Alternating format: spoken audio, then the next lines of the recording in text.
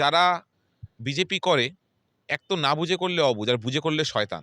এই বিজেপিকে না তুলে ফেললে খুব মুশকিল আছে, খুব মুশকিল আছে। বাঙালি এবং মুসলিম জনজাতি এই দুটো কম্বিনেশনের মৃত্যু এবং হত্যা, মৃত্যু মানে স্বাভাবিক মৃত্যু না, এই অস্বাভাবিক মৃত্যুর সংখ্যা হঠাৎ করে বেড়ে গেছে।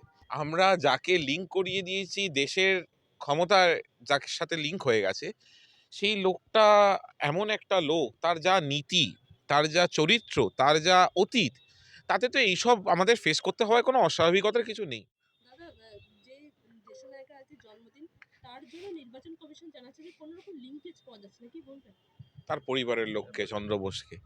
আসলে মুশকিলটা কি হয়েছে জানো, আমরা যাকে লিঙ্ক করিয়ে দিয়েছি দেশের ক্ষমতার, যার সাথে লিঙ্ক হয়ে গেছে, সেই লোকটা এমন একটা লোক, তার যা নীতি, তার যা চরিত্র, তার যা অতীত, তাতে তো এইসব আমাদের ফেস করতে হয়, কোনো অস্বাভাবিকতার কিছু নেই, স্বাভাবিক। কার ফ্রিজে কি মাংস আছে, কে কোন ধর্ম বলে পিটিয়ে মেরে দিচ্ছে, ওই লিঙ্ক করাতেই হবে মানুষকে, না হলে আবার কাকে পেটাতে শুরু করবে। এই দেখছো তো, বাঙালি পরিযায়ী শ্রমিক ভাই বোনরা একের পর এক হঠাৎ করে এই মৃত্যুর সংখ্যা চোখে পড়ছে। আমাদের পশ্চিমবঙ্গে যে সকল শ্রমিক ভাই বোনরা বাইরে রাজ্যে কাজকর্ম করে, তাদের মধ্যে বাঙালি এবং মুসলিম জনজাতি এই দুটো কম্বিনেশনের মৃত্যু এবং হত্যা, মৃত্যু মানে স্বাভাবিক মৃত্যু না, এই অস্বাভাবিক মৃত্যুর সংখ্যা হঠাৎ করে বেড়ে গেছে। এটা খুব পরিষ্কার যে বাঙালিকে কোণঠাসা করার যে আরএসএস এবং বিজেপির যে পূর্ব ইতিহাস আছে, সেই ইতিহাসের সাথে পুরোপুরি সম্পৃক্ত হয়ে যাচ্ছে। এই বিজেপিকে না তুলে ফেললে খুব মুশকিল আছে, খুব মুশকিল আছে। সরস্বতী পুজো গতবার বাংলায় নিয়ে বিজেপি খুব হাঙ্গামা হয়েছিল যে বিভিন্ন স্কুলে নাকি কলেজে সরস্বতী পুজো করতে দেওয়া হচ্ছে না। কিন্তু এবার খবর আছে বিহারে সরস্বতী পুজো করার জন্য লাইসেন্স। প্রথম কথা, ওরা প্রতিবার বাংলাকে নিয়ে কুৎসিত আক্রমণ করেন, বাংলাকে নিয়ে তাচ্ছিল্য করেন। আর মুশকিল হচ্ছে দুর্গাপুজোয় বিহারে লাঠিপেটা হয় নিরঞ্জনের সময় প্রতিমা। আর আজকে দেখছিলাম বিহারের কোন এসপি, আরা জেলার এসপি খুব সম্ভবত, বলছে লাইসেন্স নেই হোনে সে মূর্তি নেই উতারেগা।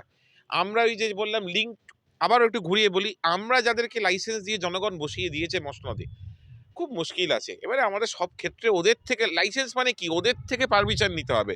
মানে তুমি হিন্দু, তুমি কোন বর্ণের হিন্দু, তুমি উচ্চ বর্ণের হিন্দু না নিম্ন বর্ণের হিন্দু, তুমি ব্রাহ্মণ না ক্ষত্রিয় না তোমার নিচু জাতি নমশূদ্র, সেই বুঝে ওরা লাইসেন্স দেবে। মানে পুজোটা সবাই করতে পারবে না।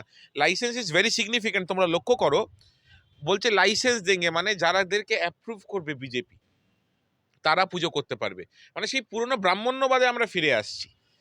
জানি না কোন দিকে কি যাবে। একজন এসসি নেতা তো রাম মন্দিরের প্রতিষ্ঠা করে দিল, ইনাগোরেশন করে দিল, উনি তো এসসি মনে হয়, প্রধানমন্ত্রী।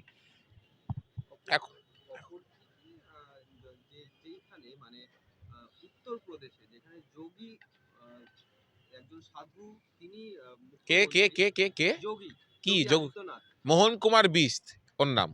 ও আবার সাধু কি ভণ্ড? ওনার রাজ্যে যে ওনার রাজ্য মানে ওরা বাবার রাজ্য নাকি ওটা?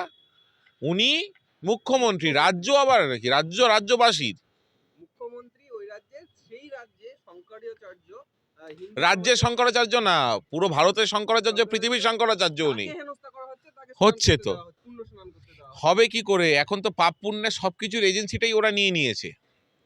আদানি আম্বানি ব্যবসা আর পুরো ধর্মের ব্যাপারটা নিয়ে নিয়েছে প্রধানমন্ত্রীর বিজেপি। হবে কি করে শঙ্করাচার্যকে ছোট করবে? দেখো, আমি ধর্মে অত কিছু বিশ্বাস করি না, তবে যারা ধর্মে আস্থা রাখে তাদের প্রতি আমার শ্রদ্ধা আছে। একটা কথা বুঝতে হবে, ভারতবর্ষে 4টে শঙ্করাচার্য আছে, পুরীর মন্দির, ওই মন্দির আরো 2জন আছেন, আমি ঠিক খুব একটা স্ট্রং নাই মাইথোলজি ফাইথোলজিতে। কিন্তু এইটুকুনি বুঝতে হবে যে শঙ্করাচার্য নিয়মে, আচার আচরণে, নিয়মে যে শঙ্করাচার্য হয়েছে, তাকে কাউন্টার করছে কে?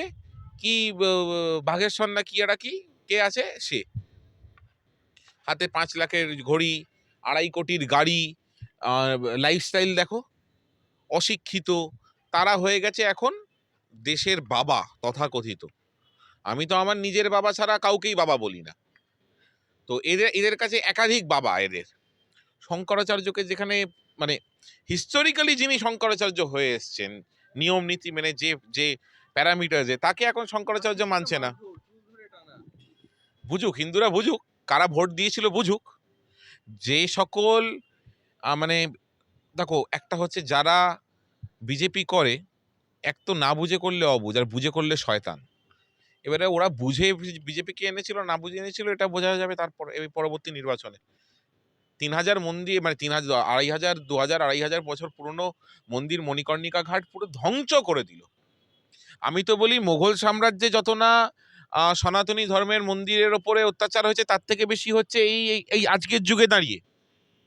ভিডিও ক্যামেরায় দেখতে পাচ্ছি ঘাটের মানে, তুমি সব মন্দির মসজিদ ছেড়ে দাও, তুমি ধর্মের ছেড়ে দাও, এই যে হিস্টোরিক রেলিভেন্স, এই যে এডওয়ার্ডিয়ান ২০০০ বা এডওয়ার্ডিয়ান তারও আগে এই যে হিস্টোরিক রেলিভেন্স, এগুলোকে প্রিজার্ভ করা দরকার, সেগুলোকে ডেমোলিশ করে দিচ্ছে।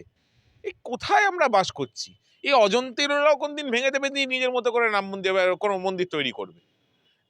খুব ভয়ঙ্কর দিকে আমরা যাচ্ছি, মানে পৌঁছে গেছি, জানি না কিভাবে বাঁচবো।